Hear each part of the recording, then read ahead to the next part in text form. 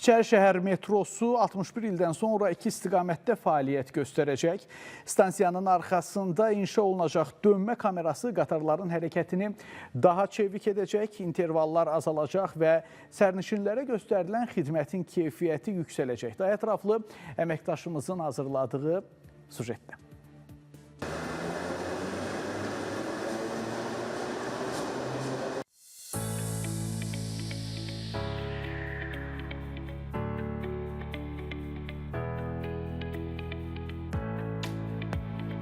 İçərişəhər stansiyasının arxasında dönmə tunelinin inşasına başlanılır. Tikintinin əsas məqsədi xəttlərin ayrılması ilə hər bir xəttin müstəqil fəaliyyəti zamanı qatarlararası intervalların azaldılmasına nail olmaq və sərnişinlərə göstərilən xidmətin keyfiyyətini ən yüksək həddə çatdırmaqdır. Hazırda qatarların eyni platformadan geri qayıtması texniki və təhlükəsizlik səbəblərinə görə mümkün deyil və bu intervalın azalmasına mane olur. Dönmə kamerası tikildikdən sonra bu problem aradan qalxacaq.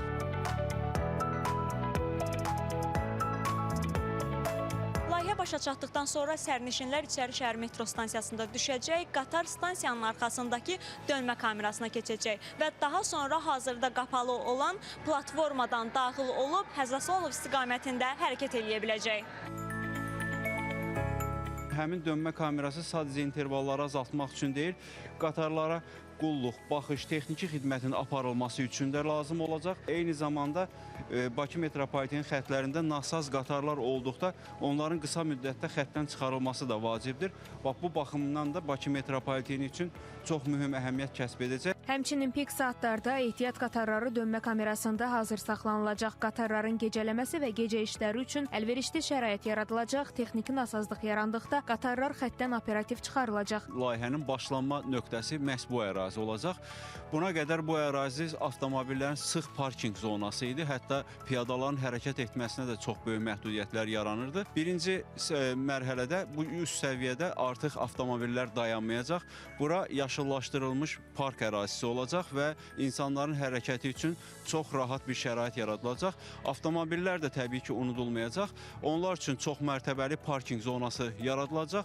Yerin altında olmaq şərti ilə 200-dən artıq avtomobilin saxlanması üçün şərait yaradılacaq. Təbii ki ən alt səviyyə isə artıq Bakı metropoliteni infrastrukturu üçün ən vacib olan dönmə kamerası və digər texniki sahələrin ərazisi olacaq.